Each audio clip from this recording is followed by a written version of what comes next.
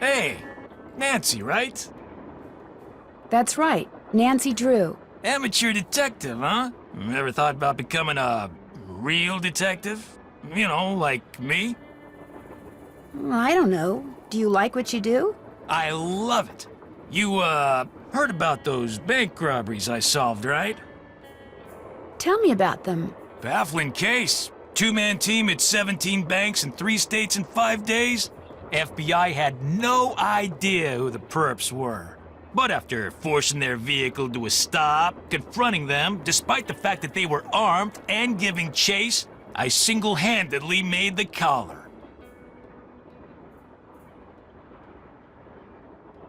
I heard all they had was a plastic knife from a carry-out chicken place.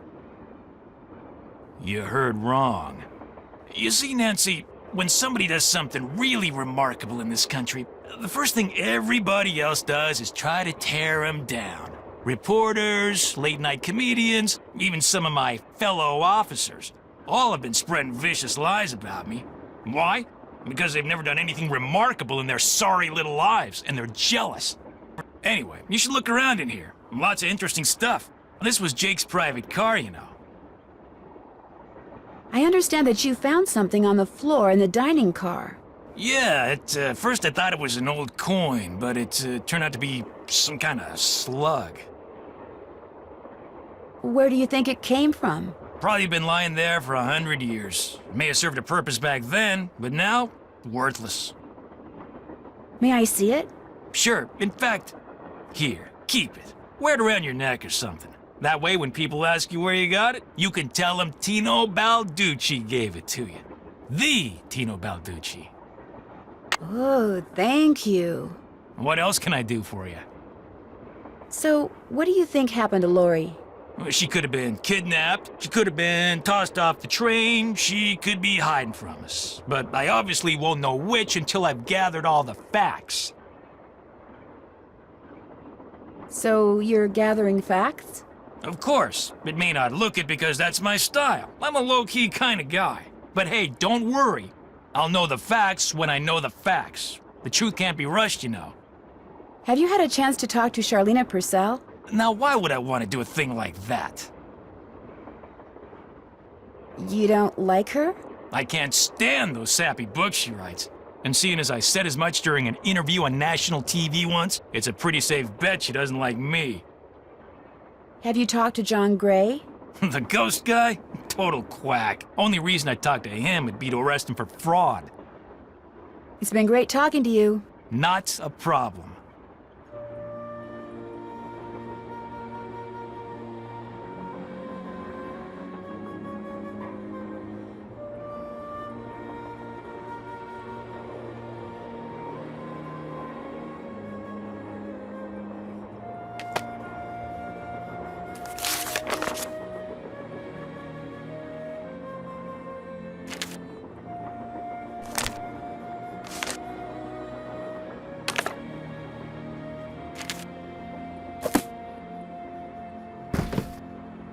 Looks like an old-fashioned cigar box. Wonder why it's locked.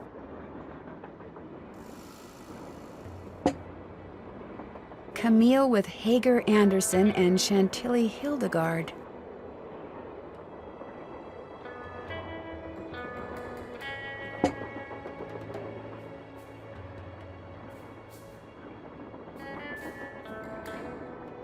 J.H. For Jake Hurley, obviously. Must be Jake's insignia.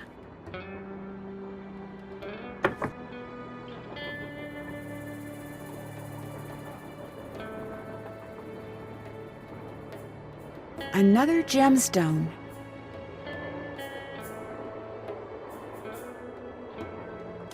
Eliza Sandberger.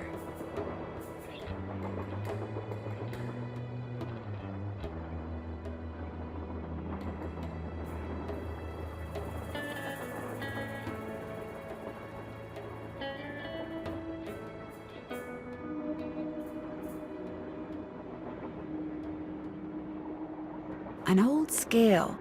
Strange. It seems to be built into the wall. Those symbols look like the ones I saw in that sampler.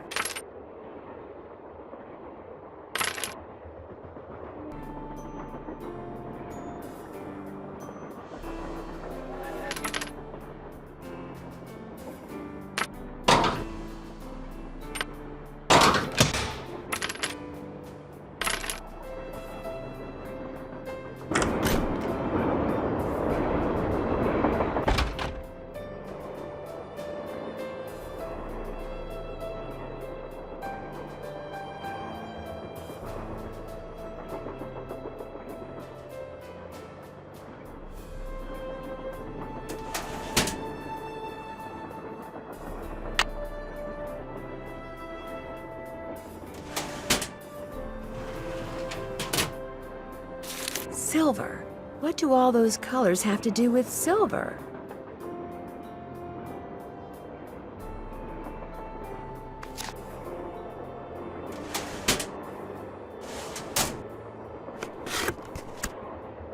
Looks like to make this thing, whatever it is, I'm going to need a spyglass, a pickaxe, and a lamp. Citrine, amethyst, zircon, those are all gemstones, I think.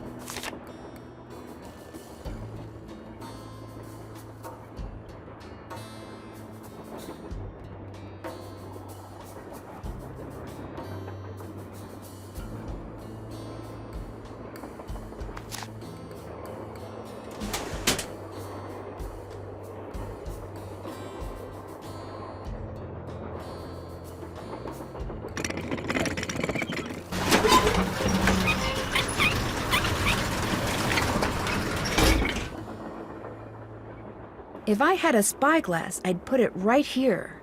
If I had a lamp, this is where I'd put it.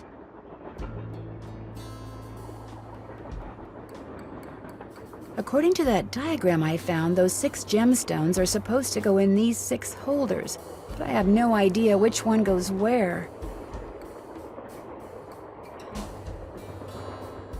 Wonder what's supposed to go here.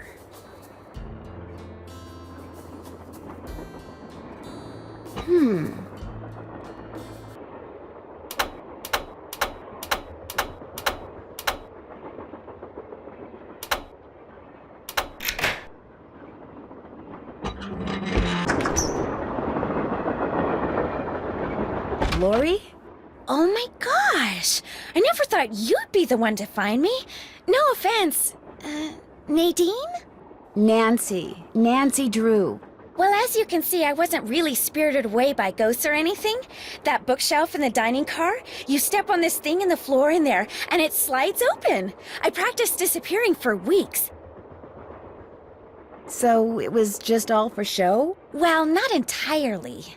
See, here's the deal. My dad wound up with this train when he bought out Noram Shipping. They'd been storing it in this old warehouse outside St. Louis for so long that everybody had just forgotten about it.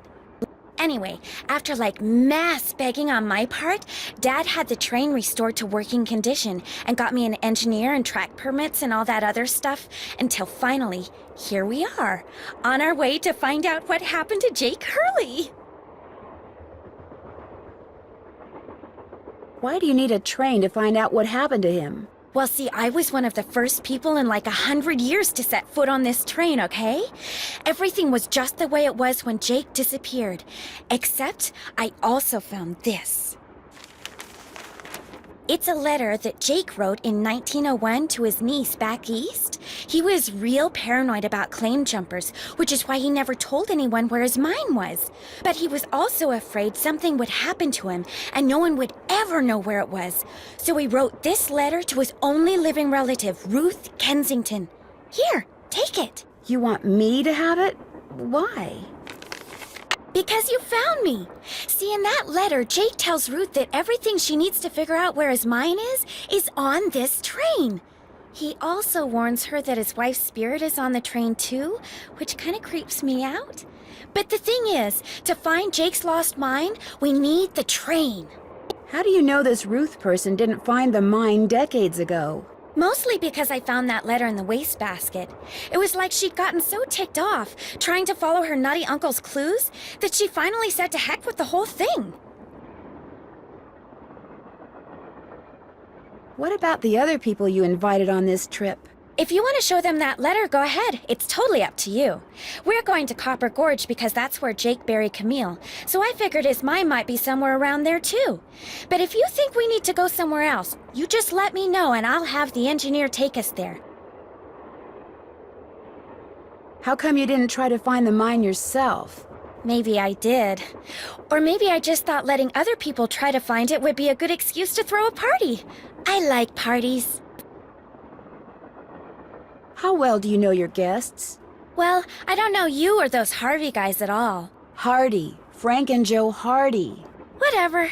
I didn't know John Gray before this either, but I love his show, and I figured he'd jump at the chance to investigate an honest-to-goodness haunted train, and now that someone has finally found me, I can finally go meet him for real. What about Tino Balducci? I met Tino right after he got famous for solving those robberies. Inviting him here for this was a no-brainer. I mean, what an awesome detective. And those piercing eyes of his, you just know his mind's in there going 90 miles an hour. How well do you know Charlena Purcell? I just know her from her books, which are so good. In fact, I just started reading her latest one, The Moon Tells No Lies. See, what I'd really like to do is write romance novels. Everybody who knows me says I'd be really good at it. In fact, a while back, I sent Charlena some ideas, just to see what she thought. And? She hated them. We'll talk some more later. I'll be waiting. The 3rd of November, 1901, from somewhere in Colorado. Dear Ruth, I know that we've never met, but now that your father, my estranged brother, is gone, you are my only living relative. I am writing to you to tell you about my mine before I, too, depart this earth, and its location is lost forever. I cannot tell you outright where it is, lest this epistle fall into the wrong hands, but with the information which follows, and with my train, which shall be yours upon my death, I promise that you'll be able to find it. First, you will need a map. To obtain it, know that my travels have taken me all over this great country, to towns which can be difficult to find, to Calico, Silverado, and Central City, to Dodge City, Virginia City, and Tombstone. To locate the mine on the map, you'll need my projector. When it comes to placing the stones, you'll need to ask someone who holds a warm place in my heart. I have stored his name accordingly, but to retrieve his name, you'll have to give the dolls an order. This will require looking inside Camille's dancing shoes for the name of their maker, and wearing the shoes as you perform her favorite step on the dance floor. As for my beloved Camille, she has 4 words for you, words which, when translated into numbers and used in combination, will help power my projector. But alas, she's taken them with her to her grave. So go to Copper Gorge, Colorado, and pay your respects, and let some of her goodness rub off on you. I promised Camille that this train would always be her home. In return, she promised to never leave, and indeed she never has. People say I'm crazy, but I've seen her, and heard her, and feel her presence on the train even today, 20 years after her untimely death. So above all else, my dear niece, let nothing happen to my train. It holds wonderful things. Kindest regards, Jake Hurley.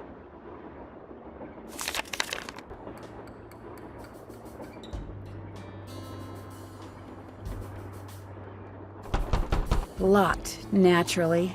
I wonder how you open it.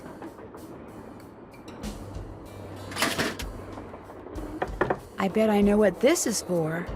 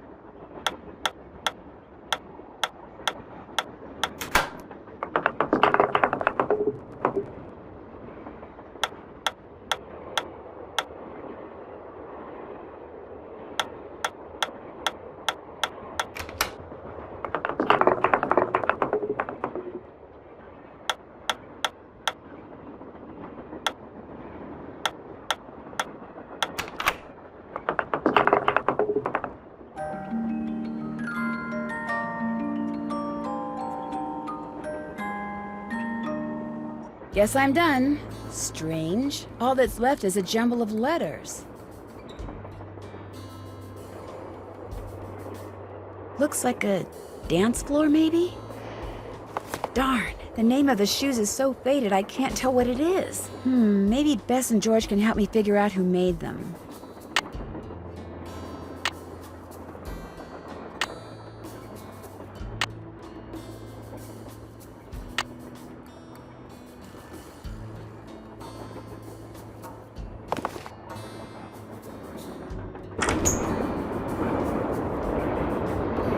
That must be the projector Jake mentioned in his letter to Ruth.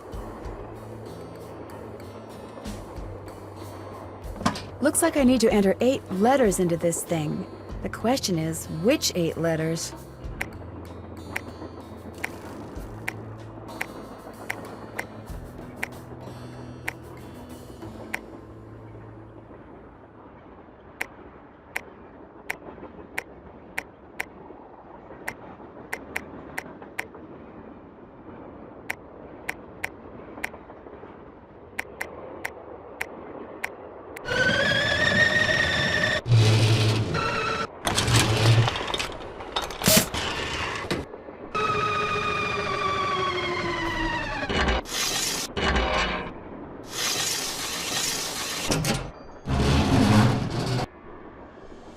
Jake's mine must be somewhere on this map, but where?